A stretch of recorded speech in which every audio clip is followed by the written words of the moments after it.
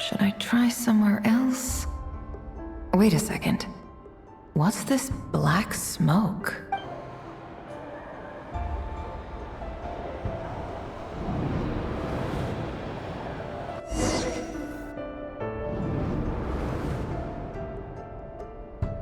So, he's late after all. Just you wait, Rarier. You're in for it. Big time. Are you waiting for someone, ma'am?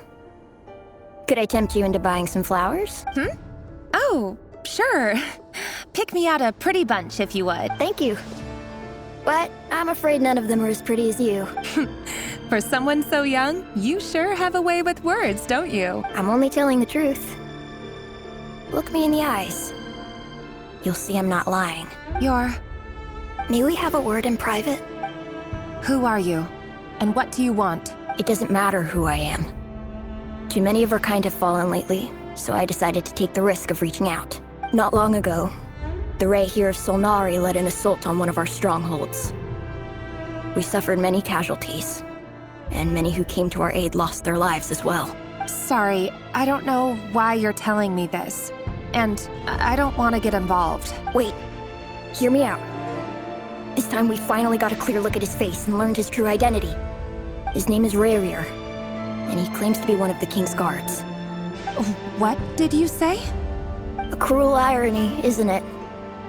The man you're set to marry leads a double life as a brutal executioner. But surely, you must have caught a whiff of the blood on his hands. Why are you telling me all of this now? Simple. It's because... How strange. Rarier was nowhere to be seen in that memory. It clearly belonged to Thelindis. Rarier couldn't possibly know what happened if he wasn't even there. Why would her memories appear in his fragment? The ceremony won't last much longer. I think it's time to call it a day.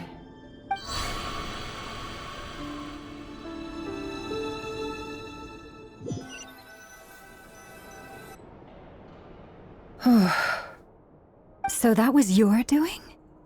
Did you just pull us inside Rarier's fragment to spy directly on his memories? Any more questions, and I'll have to start charging. I had no idea you could do that, boss! Seriously! I gotta admit, though, I'm itching to see what happens next. Feels like we barely scratched the surface. I'm just as curious as you are, but the ceremony only allows for limited time inside. That's all we can see for now. Luckily, we managed to learn quite a lot. So far, so good. I just hope the others are doing okay too. Especially the group with the Traveler. Their mission is a risky one. Let's hope it's all going smoothly. If you're worried about them, go see how they're doing. If I know boss, she's gonna need some time to write up all the details and make sure it's all coherent. I'll stay behind to lend a hand, but feel free to head back and meet up with the others.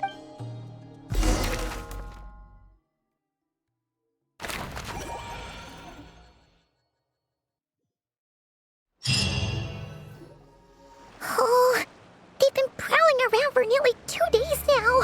These things just won't quit. Oh, they might not have seen us yet, but them constantly sweeping the area, our way out is completely blocked. Oh, that's never gonna work. One little slip up and it's game over. If they spot us, they'll run straight back to Rarier. And once he knows we're here, it won't be long before he's breathing down our necks again.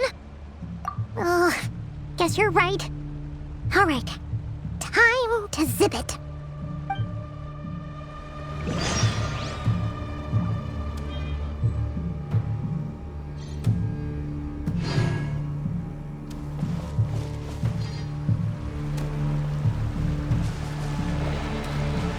Quick, hide! We almost got spotted! Phew! That was a close call.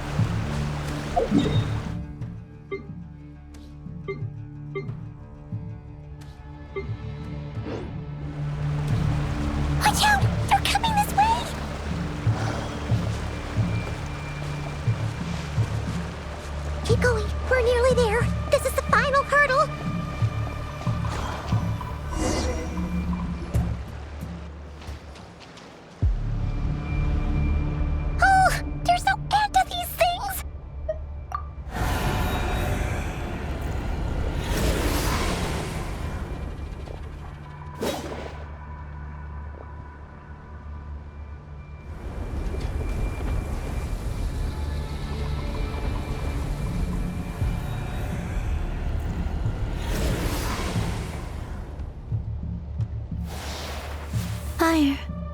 Fire? Wait, what's that smell? Oh no! There's a fire!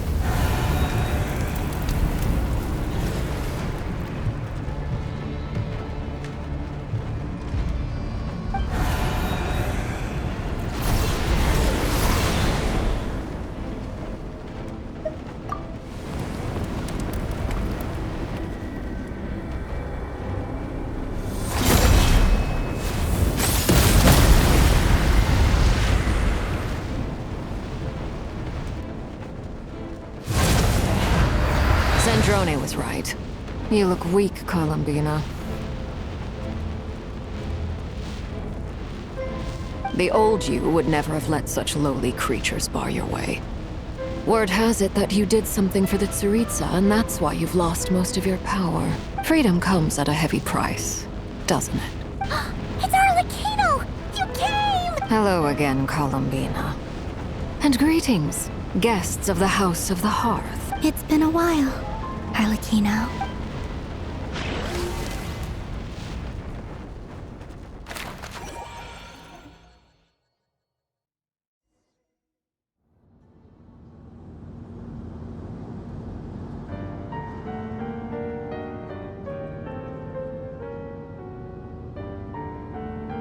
Stupid right here of stupid Solnari.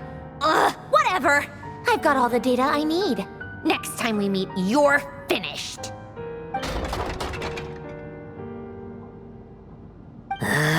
He sure doesn't pull his punches. Excuse me, do you need a hand? You can do me a favor by staying out of my way. Can't you see I'm busy? Wait a minute. I recognize that voice. Hello, Miss Zandrone. Father sent us over to help. How considerate of her. Hey, Fremine, get over here and help me fix this. Lenny, you do your thing. Just keep your sister away from my machines. Nearly every machine that cat girl touches ends up going haywire. Go put her on cleaning duty or something.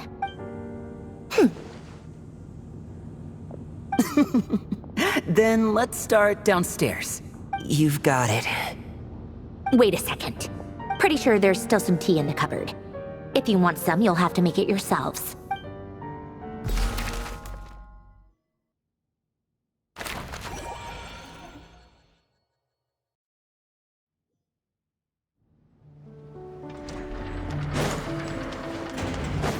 Full throttle!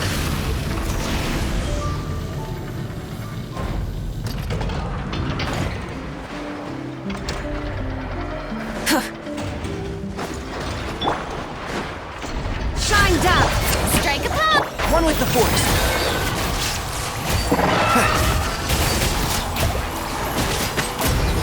I hear everything. Try and stop me!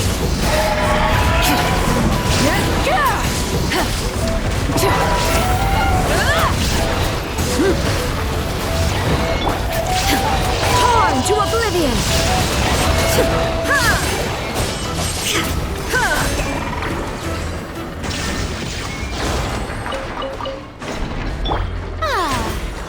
The show begins!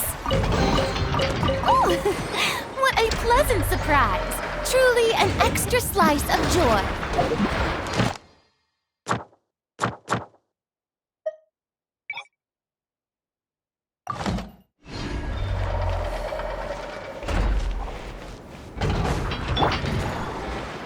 Illusion shattered! May I present?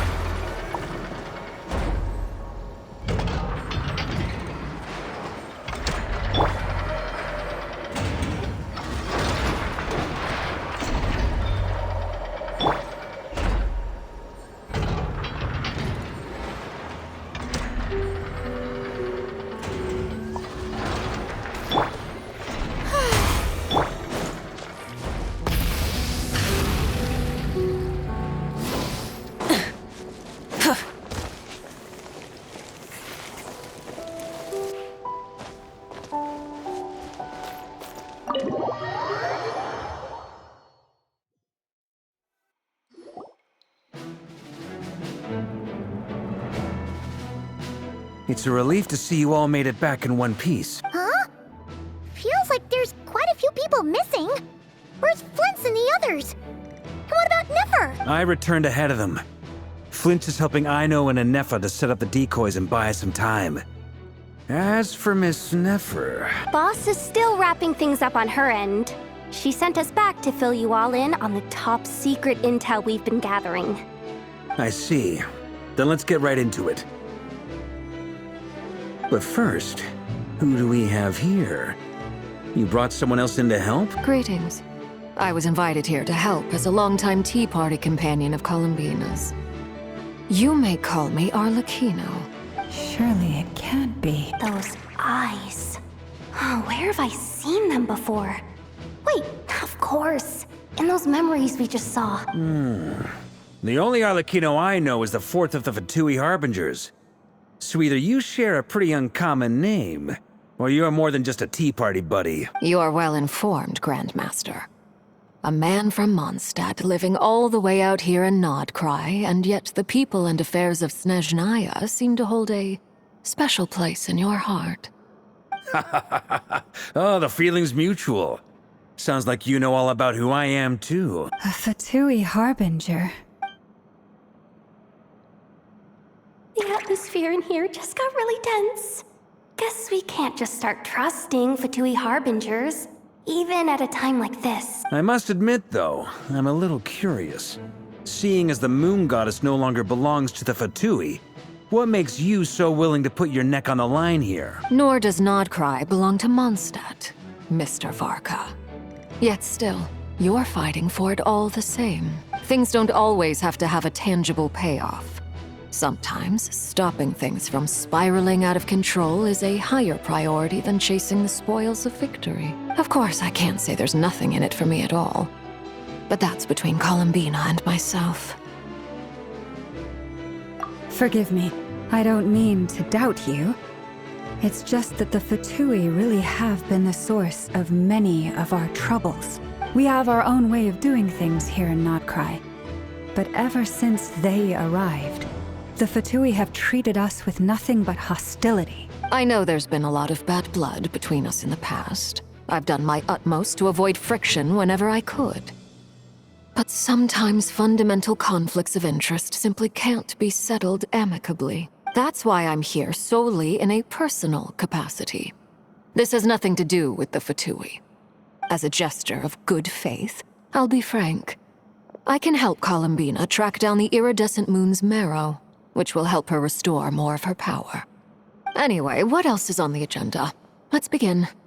She says she'll be frank, then completely skips over the details. Looks like she doesn't want to give away too many secrets after all. But she clearly wants to change the subject. It'd be awkward if I tried to bring it up again now. I guess we'll just have to go along with it. She's the fourth of the Fatui Harbingers after all. One look and you can tell she's not someone you'd want to mess with.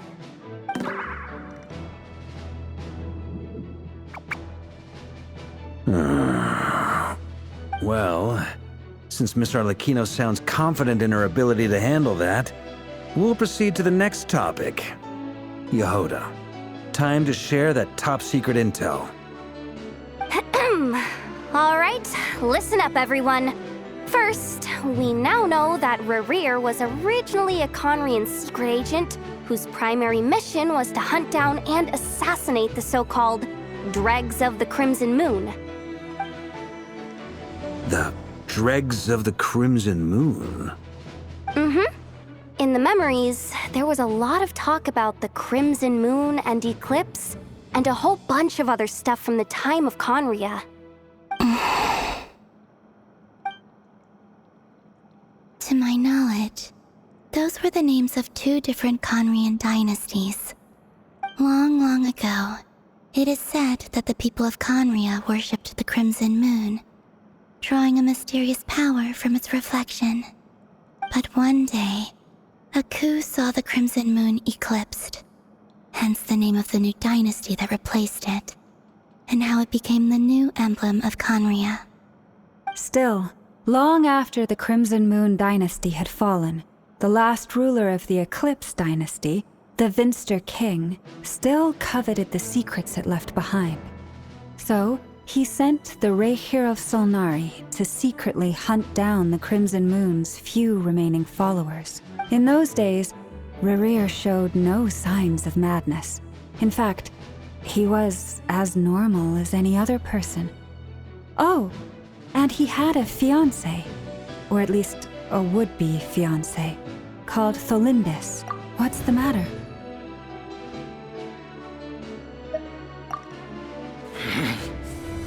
Verfnir, Rheindaughter, Flinders.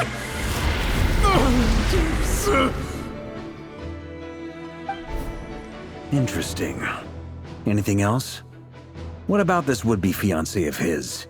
Well, she was a researcher at the Universitas Magistrorum, but it felt like she was hiding some kind of secret. Oh, and one more thing. For some reason, Rerir's fragment also contains some of Tholindis' memories, though only a very small portion. Well, no shortage of potential leads, I'll give you that. In any case, it sounds like we can conclude that while Tholindis was still around, Rerir appeared to be lucid and quite normal. Tholindis, it seems, must have been the one thing in this world that he couldn't let go of. Tell me, though, were these pure-blood Conorians we're talking about here? Why do you need to know that? Hold on. If she was a pure-blood Conrian... Oh yeah! Just like how it was with the captain! If we could somehow find her, do you think there's any chance Rerir might regain some of his sanity? It's possible, but it would take a miracle. We can't pin all our hopes on that. That merchant who Nefer knows, Dori Sangama Bay. Maybe we could hire her to look into it. All right, then. Let's keep working in our separate teams. Traveler, Paimon, Kutar, and Miss Arlecchino will go look for the iridescent moon's marrow. As for the others... On the way over here, I noticed that the Wild Hunt monsters had grown even more frenzied in their search for Kutar. At this rate, the people living here will be in grave danger too. So I'm thinking of gathering together some of our followers to go wipe them out. I'll head back to the curatorium and meet up with the boss. Feels good knowing we've all got something to be getting on with. Given that the Wild Hunt has been a lot more active lately, the Lightkeepers have likely begun their own operations too. If that is the case, someone will need to pass the news on to Flint's. I'll hold the fort for now. Then discuss our next move with Flint's, Aino, and Anefa when they get back. All right then. Well, the clock's ticking. If that's everything, we'll be on our way. We'd better get moving too. We'll try to buy you as much time as we can. Relax. Just do your thing. I decided to call in some backup since things are getting so hairy. Stay safe, everyone. Dismissed.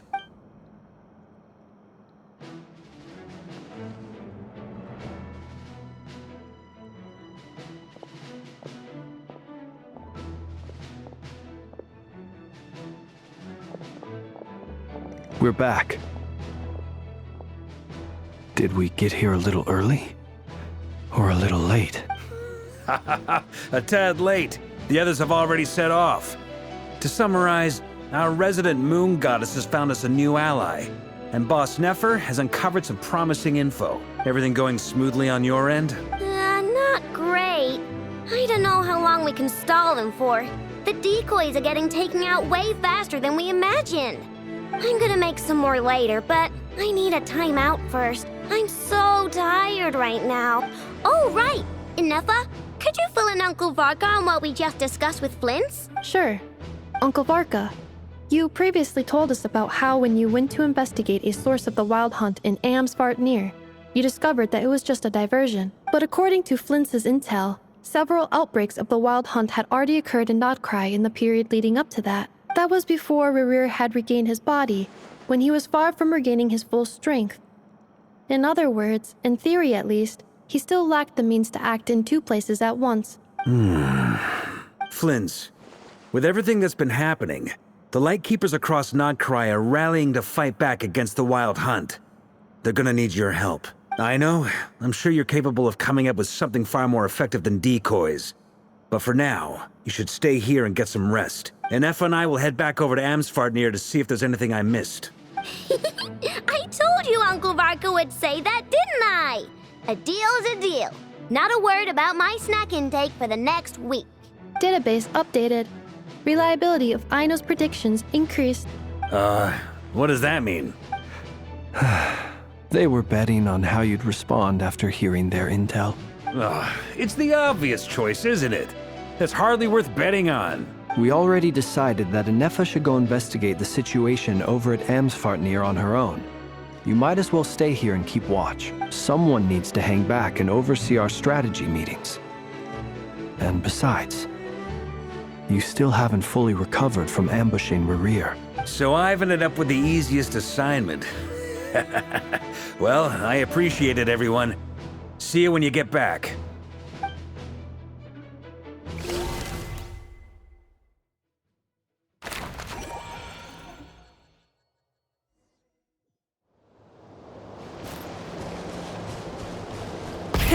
Rev the engines!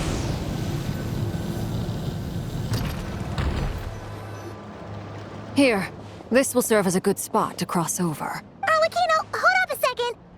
Since you brought us all this way, would you mind telling us what you've got planned? We still haven't got the slightest idea what's going on here. And if even Columbina doesn't know where the iridescent moon's marrow is, how do you? Simple.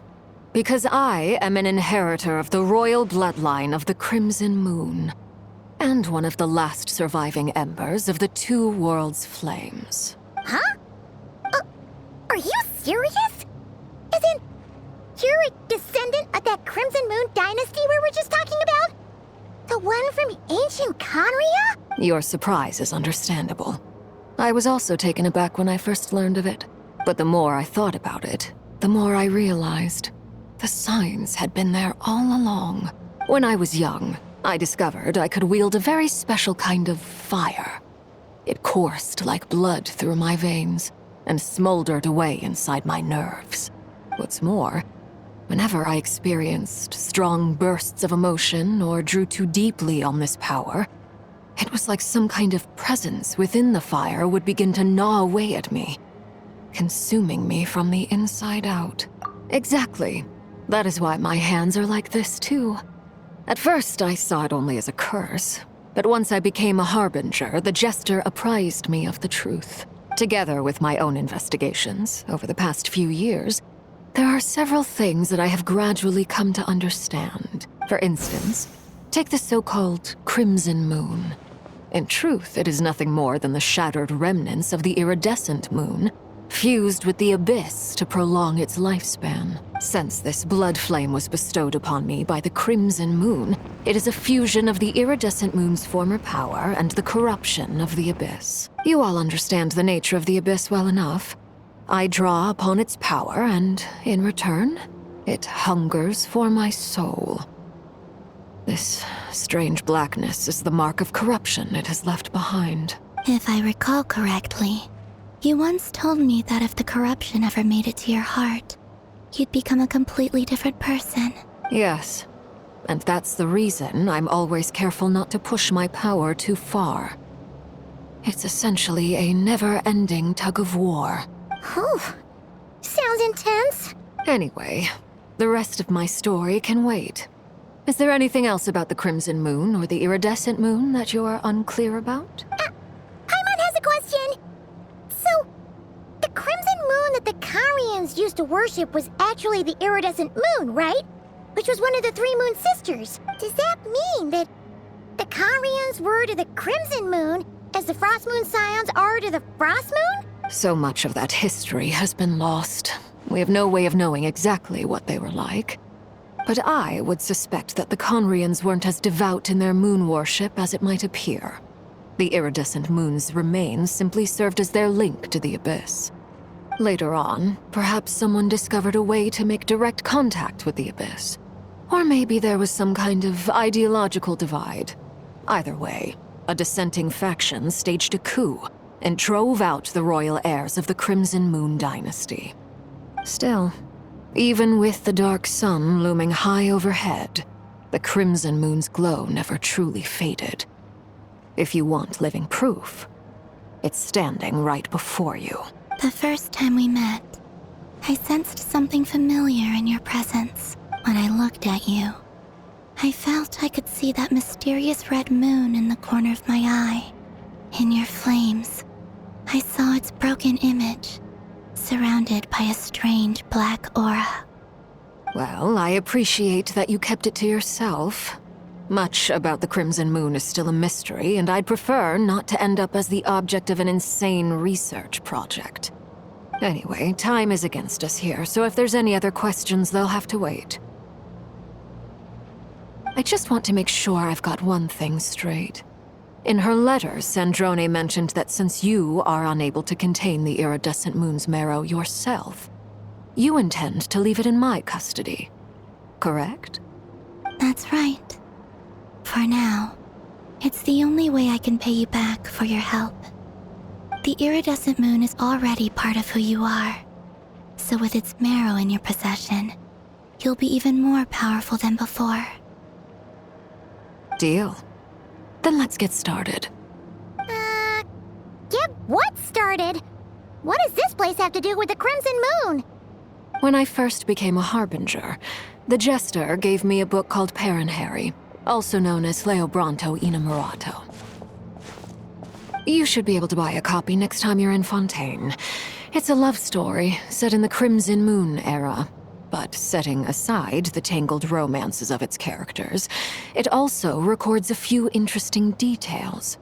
In the Crimson Moon era, or so the story goes, there was an orphanage that received children from beyond the bounds of this world, and subjected them to a peculiar induction ceremony. Beyond the bounds of this world? For real? And what kind of induction ceremony? The Crimson Moon sages looked beyond this world for beings with powers that surpassed the gods. But fearing they might lose control, they subjected these children to a process of refinement. They made these children crawl up a fireplace and kept asking them, "Have you died? Did you see it?" Until they finally admitted to having died and seen a crimson moon. The adults embraced the children who passed the ritual, telling them, "Within the fireplace, you have traversed the flames between two worlds. Here and now, you are born anew." The book leaves much unsaid, but I suspect that this was their way of branding the children they had enrolled, leaving an indelible mark upon them so that they would forever live in the Crimson Moon's light. That explains why I can't sense the Crimson Moon's marrow in this world. It makes sense that it would be sealed in a special space that can only be accessed temporarily through some kind of ritual. But there's no fireplace here! Do you see a chimney anywhere? Oh, are we supposed to build it ourselves? Okay, fine. Paimon will go find some bricks. That won't be necessary. The fireplace is purely symbolic. The key to the ritual is crossing the flames between two worlds. In other words, the flames that burn within me. Those burned away by such flames leave behind a kind of ghostly afterimage in the world. In the days of Conria, people believed they could be used to bridge the gap between the two worlds of life and death. In short, I can open a passage to that space for you. That's the easy part. The catch is I'll need to stay on this side to keep the passage open, so I won't be able to come with you. Once you're inside, you'll have to find your own way. Very well. Then I'll open it up. Traveler, spare me a little more moonlight if you would. I may need it.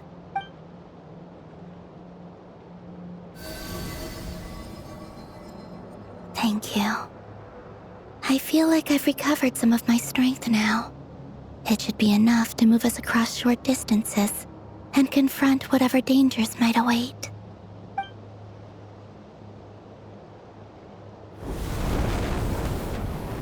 Mistress, of the seven hues of ages past, Great Mother of the present, crimson-clad sovereign of the two realms, by fire severed, by fire renewed, I offer myself now and beseech your descent.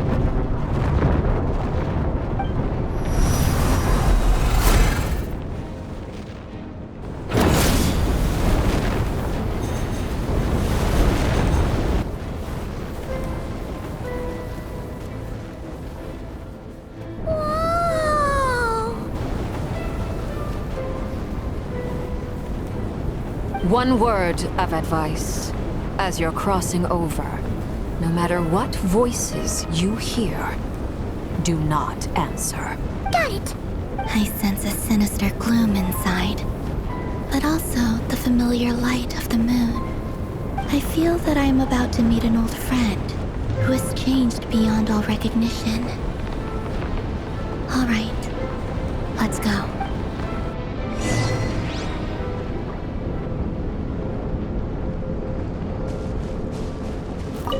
Seismic changes often begin with small windows of opportunity.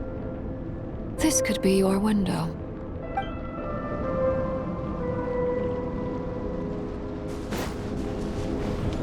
Full throttle!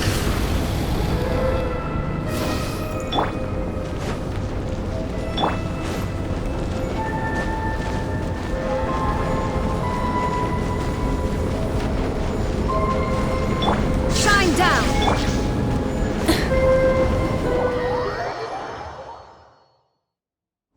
I sense your presence, and greatly death and rebirth. Wait, why are you? You have crossed over from another world, transcended fate itself. I have no right to.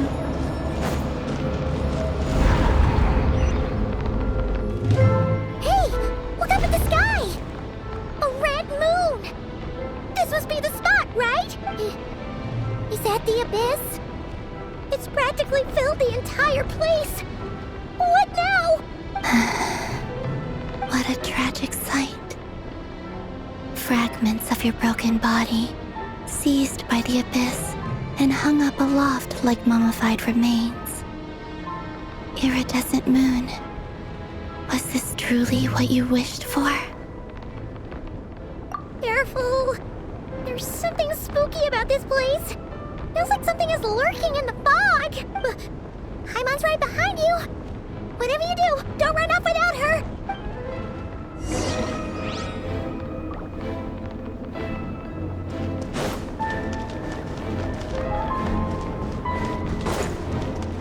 Full throttle!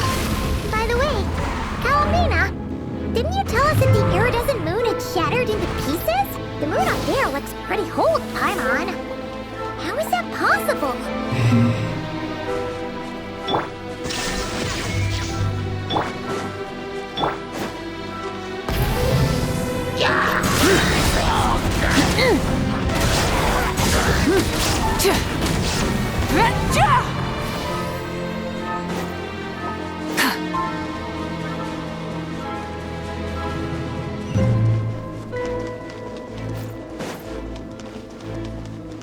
Just like I thought. It was only a facade. Shine down! Yoo-hoo! And shroud!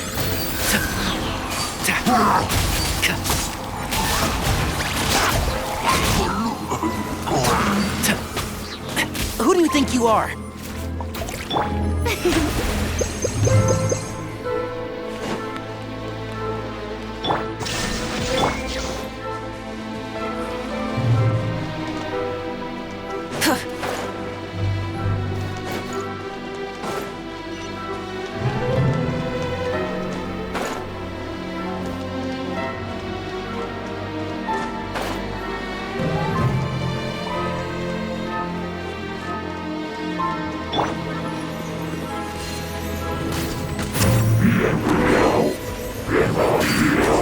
Keep up.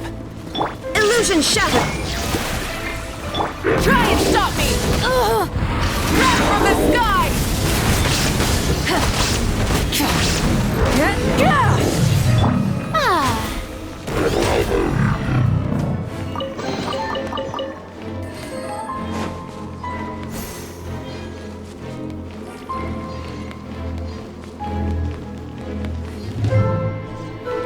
There is no escape!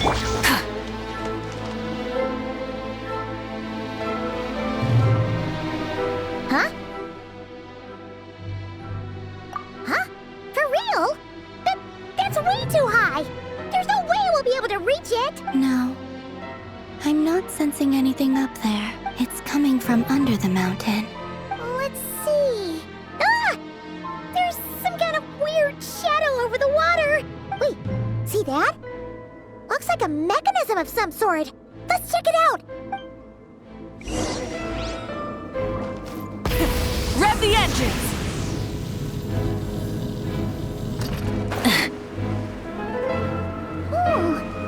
Looks like a device from the time of Karia. Maybe people once came here to study the Crimson Moon's domain, and they left this behind. Oh, if we can activate it, we might find some clues.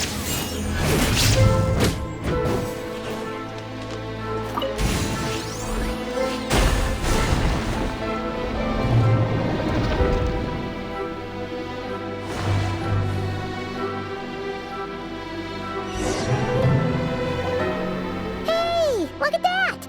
Now that the mechanism's running, the shadow in the water looks different. You think these mechanisms might be the key to unlocking the secret? Thelindis, we'll leave the rest of the research in your hands.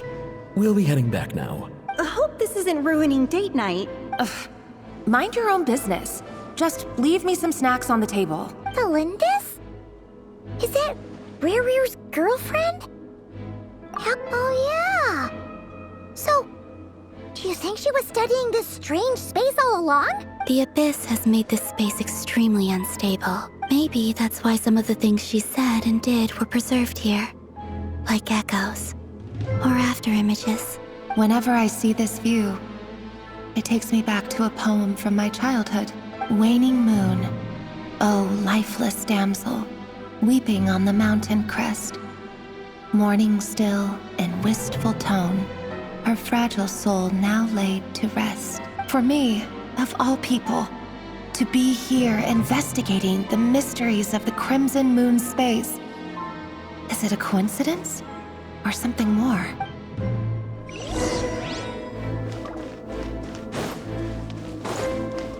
Illusion shattered! One with the forest.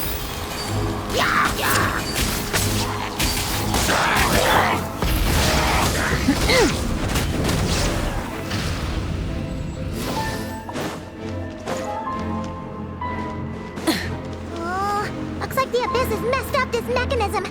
We need to find a way to get it working again. Let's see if there are any other devices nearby.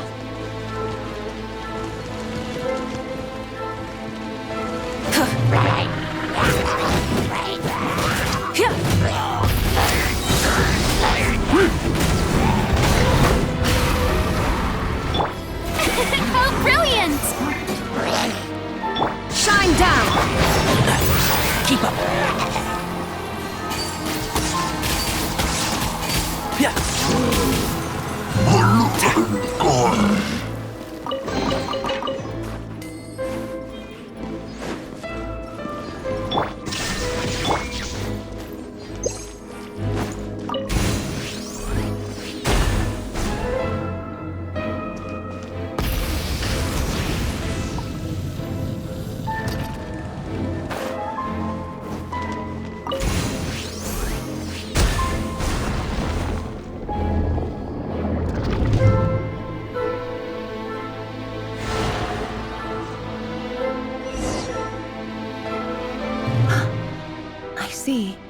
So the moon marrow, or rather the power of the 3 moons, is the key to unlocking.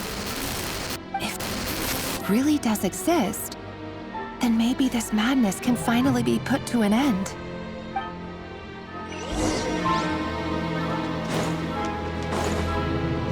Full throttle!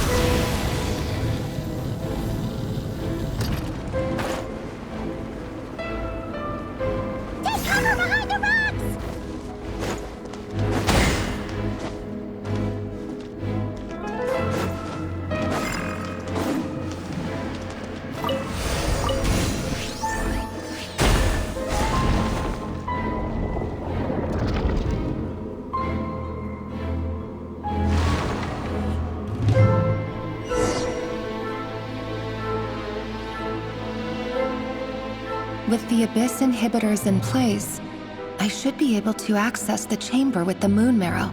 Oh, Rerir, with every step you take, you're drifting further from what you truly desire. But you're not the root of the problem. Ever since that outsider set foot in Conria, the Vinster King has sunken deeper into madness. If only I could get my hands on that outsider.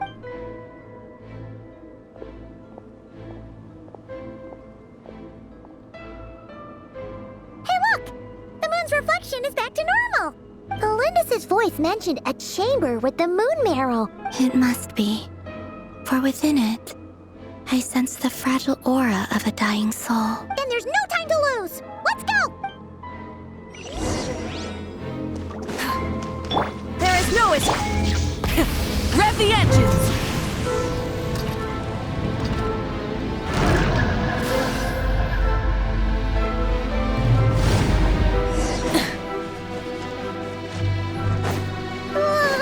These things are so creepy! Looks like we'll have to destroy them if we want to get to the iridescent moon's marrow.